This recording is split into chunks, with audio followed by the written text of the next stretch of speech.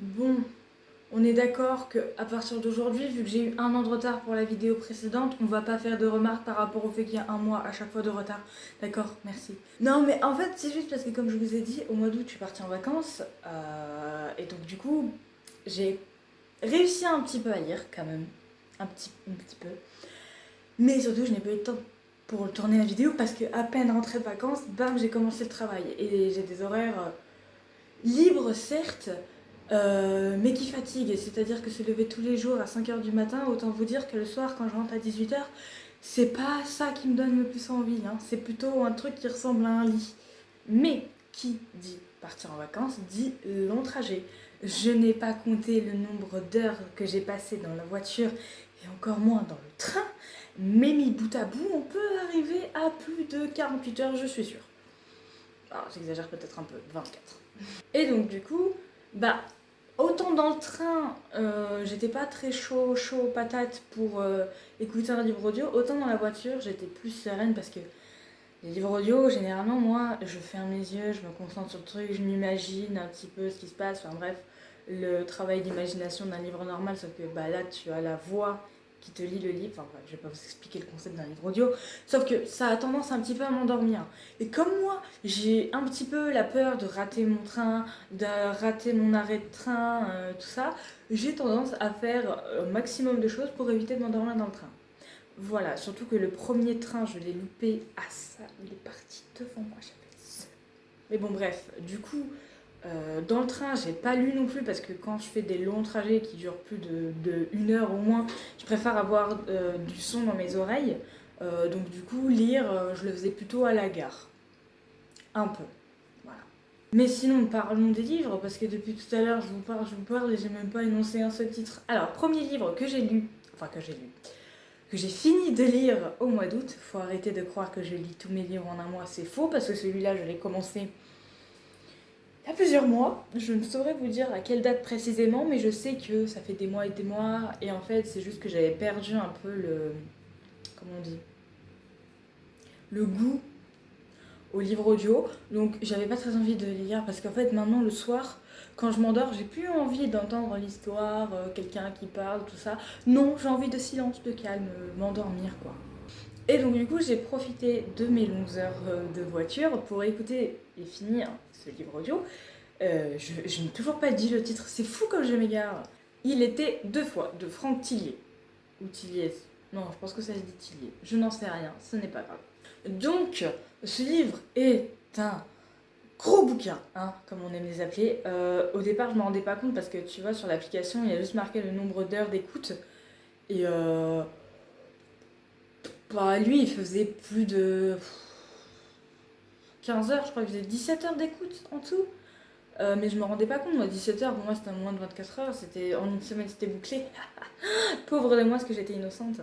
Mais un jour, en allant, en allant à la Fnac, bah, j'ai vu la taille du bouquin et j'ai fait, c'est ça que je suis en train de lire. Ok, putain, il est énorme. Mais bon, j'ai réussi à le finir, youpi, bravo à moi. Pas que l'histoire n'était pas intéressante, d'ailleurs, résumé, parce que bon, dans cette vidéo je m'égare, je ne parle pas des sujets pertinents. Donc, résumé du livre. Gabriel Moscato, père d'une jeune fille prénommée Julie, qui un jour de 2010, pas du tout, de 2008, disparaît. Comme ça. Ouf. Bon, pas comme ça parce que ça c'est Joséphine Ange Gardien qui disparaît comme ça, mais en gros, il est dans la police et sa fille a disparu, donc il mène l'enquête, tout ça. Mais, j'ai refailli claquer des doigts.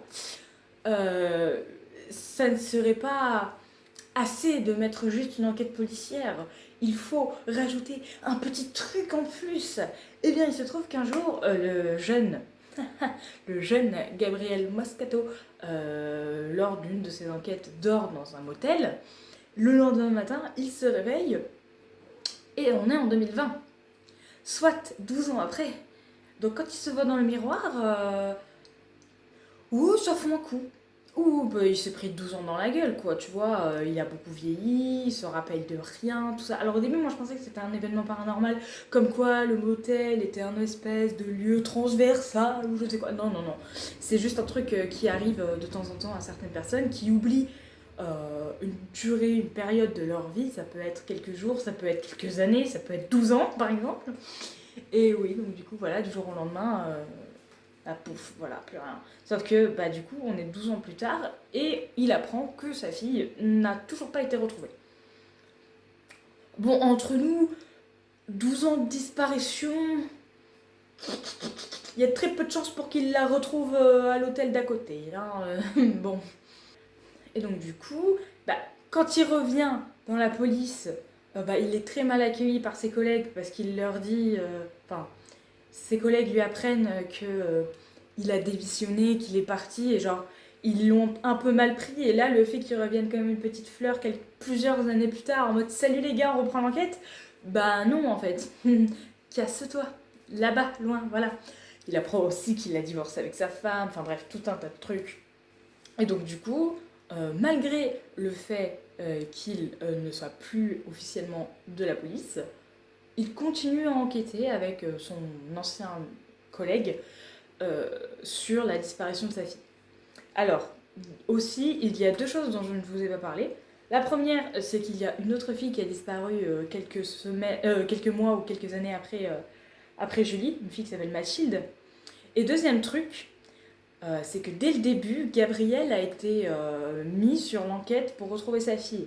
Alors, je n'ai aucune connaissance dans le métier de la police ou quoi que ce soit, mais les seules choses que je sais, ce sont de fiction, que ce soit des séries, des films, bon, des livres très très peu, mais voilà. Généralement, quand tu es intimement lié à l'enquête, que ce soit quelqu'un de ta famille ou de très proche à toi, tu n'es pas censé pouvoir enquêter dessus. Enfin, après, moi, quand j'ai vu ça, c'était soit parce que la personne proche de toi était le suspect ou le présumé coupable, ou alors que c'était la victime directe. Ce qui est à peu près le cas, mais en vrai, je sais pas. À voir si c'est pareil dans la vie réelle, et si c'est le cas, je suis pas sûre que Gabriel aurait eu droit d'enquêter sur la disparition de sa fille. Mais bon, soit. Sinon, j'ai eu quelques moments de flou où je suivais plus trop l'histoire. Mais globalement, je m'en rappelle. Hein. Genre, évidemment, je me rappelle de la fin parce que c'était il y a moins d'un mois que je l'ai écouté. D'ailleurs, la fin, je ne vais rien dire du tout sur la fin, mais je me suis perdue. C'est-à-dire qu'il y a deux personnages dont on sait qu'ils sont liés à la disparition des filles. Et genre, il y a l'un qui est écrivain et l'autre qui est peintre. Et donc, Gabriel va interroger le peintre, enfin la famille du peintre, et son collègue va interroger la famille de l'écrivain. Sauf que les deux noms pour moi sont indissociables, même s'ils se ressemblent pas du tout. Mais genre, je mettais un long moment à capter chez qui on était. J'attendais le mot peinture ou le mot livre, et seulement à ce moment-là, j'étais sûre qu'on était sur cette enquête-là. Parce que vraiment, j'étais un peu perdue à un moment donné. Parce que peut-être qu'il faisait un chapitre sur deux, mais même ça m'a perdu complètement. Heureusement, j'ai réussi à me repérer, tout ça. Enfin bref, ça n'a pas duré très très longtemps. C'était juste pour le développement de l'histoire, quoi. Pour qu'on apprenne un peu plus sur chacun des deux, et ça mène au résultat final qui est... Ah, vous êtes pas prêts, mais là, je vous jure, j'étais dans la voiture, j'ai entendu ça, j'étais... Quoi? Ça m'a réveillée, j'étais là, c'est dégueulasse. Oh.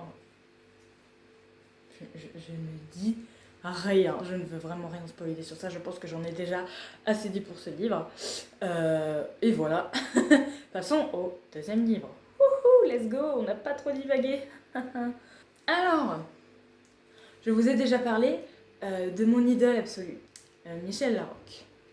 Je ne vous ai pas parlé, il me semble, du fait que je l'avais découverte dans Les Enfoirés, donc l'émission, le concert organisé chaque année au profit des Restos du Cœur.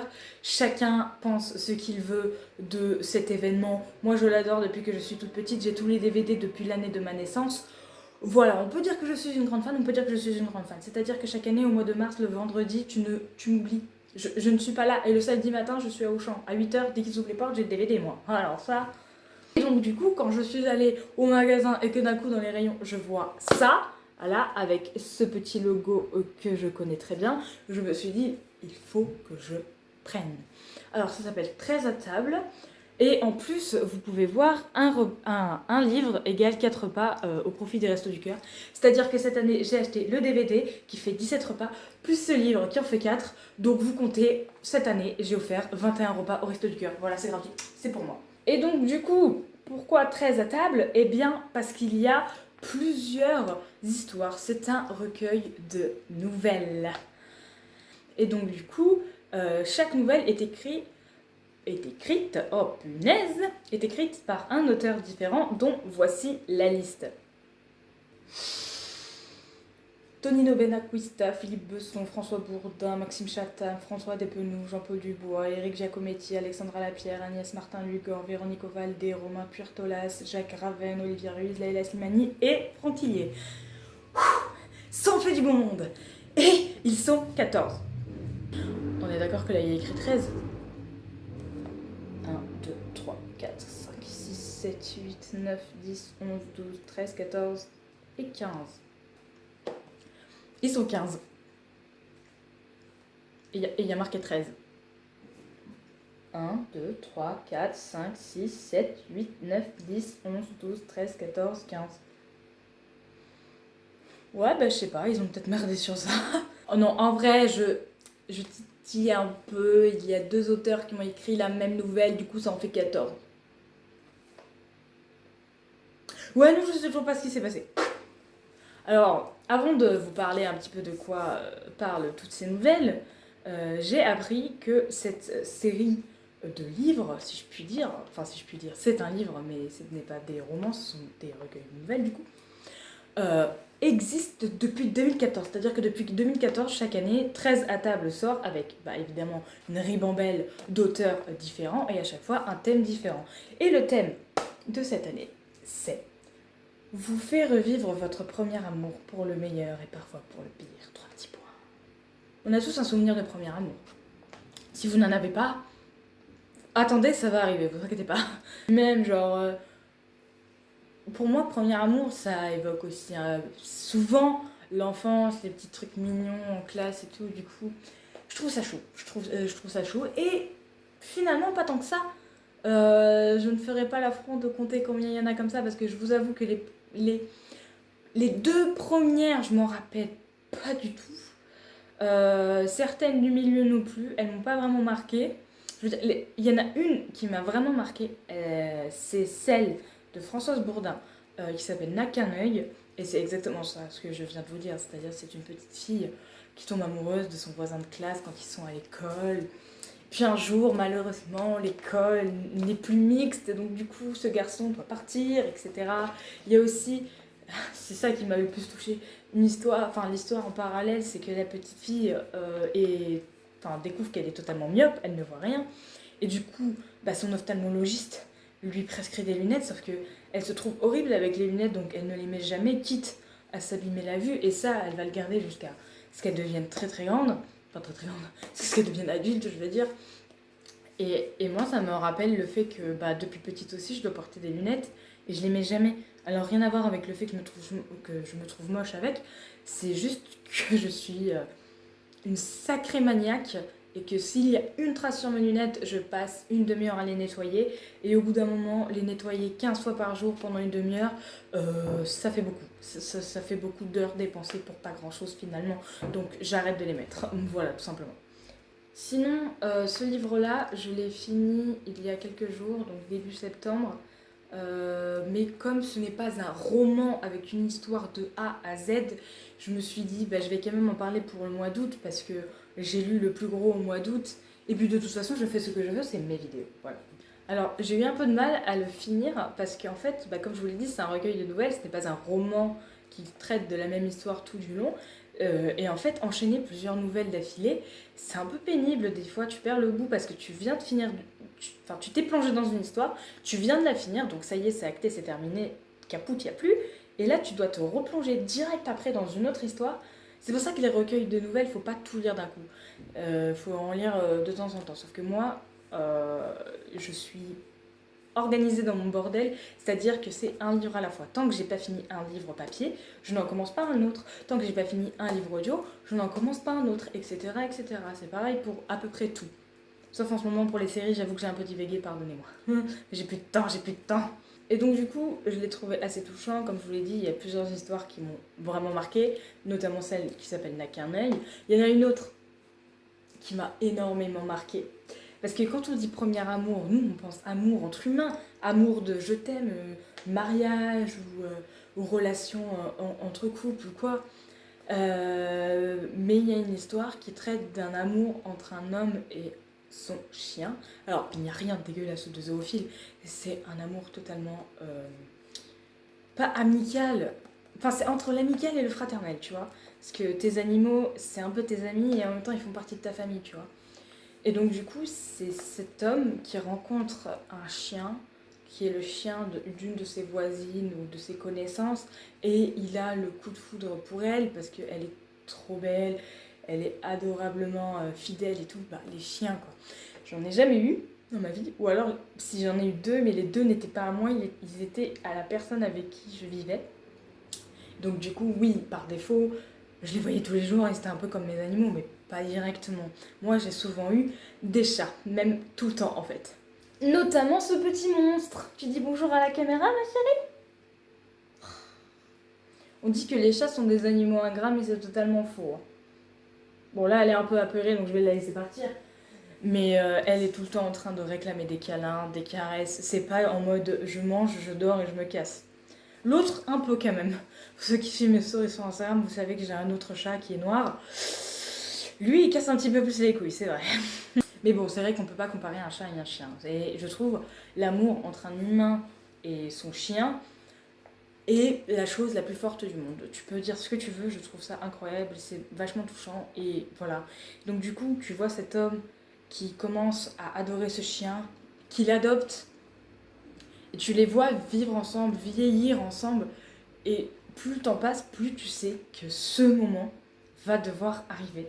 Tu le sais, et pourtant quand ça arrive, ça te tue quand même. Et moi, je vous jure, ça m'a vraiment mis mal parce que non seulement c'est triste de devoir se séparer de son animal, mais en plus j'ai pensé à cet homme, ce vieil homme qui a toujours été tout seul et qui là a vieilli seul avec son chien et que maintenant son chien n'est plus là avec lui et que ça s'arrête juste avec lui qui dit qu'il ne l'oubliera jamais. Mais ça veut dire qu'il va continuer sa vie tout seul, il va vieillir encore, mourir tout seul. Et je trouve ça beaucoup trop triste. Et est-ce que ça a sa place dans Premier Amour? Je pense que oui. Parce que sinon ce sont un petit peu des histoires qui se répètent. Parce que, comment dire, c'est à peu près tout le temps, la même chose. Et il y en a beaucoup aussi des histoires où ça commence quand ils sont enfants, ou en tout cas quand ils sont plus jeunes, qui rencontrent quelqu'un pour la première fois, coup de foudre, ils sortent ensemble, et après un aléa de la vie fait qu'ils doivent se séparer, puis on arrive des années plus tard, et ils peuvent, ils peuvent, non, ils se remettent en couple avec quelqu'un d'autre qui est devenu l'homme ou la femme de leur vie, et il y a un petit twist à la fin qui ramène au premier amour. Et à chaque fois, c'est un peu un élément de surprise, en mode tu l'avais oublié et d'un coup on te le ramène et il est rattaché directement au truc. Je peux pas dire sans spoiler, mais du coup, des fois c'est attendu, des fois c'est surprenant, mais comme tu l'as vu un peu cet effet dans les histoires précédentes, t'es en mode bah ouais, du coup, oui. Surtout qu'en plus, du coup, le thème c'est votre premier amour. Donc on va pas parler du premier amour pour parler ensuite de l'autre sans revenir au premier. Je sais pas comment expliquer ce que je veux dire, j'espère que c'est assez clair. Mais ouais, du coup, voilà, des fois c'est pas très surprenant, mais les histoires sont quand même bien. Il y en a une aussi qui m'a surprise. C'est l'histoire. Attendez, je vais retrouver le titre. C'est l'histoire qui s'appelle L'amour volé de Romain Puertolas. Voilà, si vous voulez lire que celle-là, elle est très surprenante, allez-y. Allez aussi lire N'a qu'un œil et. J'ai oublié de dire le titre, je suis vraiment trop nulle. Une belle vie avec Charlie de Jean-Paul Dubois. Voilà, c'est les trois qui m'ont le plus marqué. Et c'est tout. Après, du coup, il y a Leila Slimani et Franck Tillier qui sont des auteurs dont je vous ai déjà parlé. Et aussi Tonino Benacquista et Maxime Chatham, qui sont des noms que je connais déjà. Tonino Benacquista, parce que j'ai travaillé sur une de ses œuvres quand j'étais au lycée, et Maxime Chatham, parce qu'il est connu, quoi. Les autres sont assez inconnus au bataillon pour moi, à part évidemment Olivia Ruiz, parce qu'à la base c'est une chanteuse. Mais voilà, c'est à peu près tout. Du coup, j'ai découvert de nouveaux auteurs. Est-ce que je me pencherai sur leur travail? Non. Moi, je suis pas du genre à me pencher sur le travail d'un auteur en particulier pour lire plusieurs de ses œuvres, pour pouvoir évaluer son style ou savoir si vraiment c'est quelque chose qui me plaît. Non, généralement, si je le fais, c'est parce que je sais que son style, c'est mon style. Comme Lisa Garner, par exemple. J'en ai lu qu'une de ces histoires, mais j'en ai 2 autres en réserve que je vais lire. Par exemple, Guillaume Musso, donc j'ai lu 2 livres et donc j'en ai encore un dans la bibliothèque là-bas. Enfin voilà quoi. Mais après, les autres, bah évidemment Stephen King, mais bon, ça. Vous avez bien compris, là je fais une petite pause Stephen King parce que Cynthia il m'a complètement retourné. Mais bon, voilà. Et donc, du coup, je tiens le livre à l'envers. Et donc, du coup, c'est fini pour ce mois d'août. Pour le mois de septembre, j'espère avoir le temps de lire, parce que comme je vous l'ai dit, du coup, maintenant je travaille. Et bon, ça devrait aller niveau mon emploi du temps. Je vais pouvoir trouver un instant.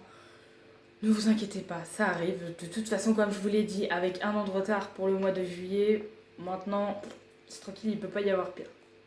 À moins que je vous fasse encore attendre un an, mais ça m'étonnerait parce que j'ai vraiment envie de continuer.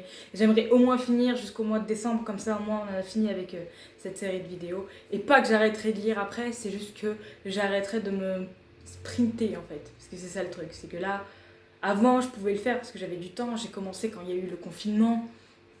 Et donc du coup, oui, j'avais du temps. Mais évidemment, j'avais arrêté le lycée, ensuite à la fac, c'était n'importe quoi. Bon, après il y a eu les vacances d'été. J'avoue que pendant les vacances d'été, j'ai pas beaucoup lu, mais voilà. Cette fois, je vais essayer de m'y tenir pour de bon. Et du coup, tant qu'on est encore un petit peu dans le thème du premier amour, je voudrais partir sur cette citation d'un de mes chanteurs préférés qui, je trouve, est le meilleur parolier de cette génération. Quel est le plus important? Le premier amour ou le plus récent? Allez, la bise.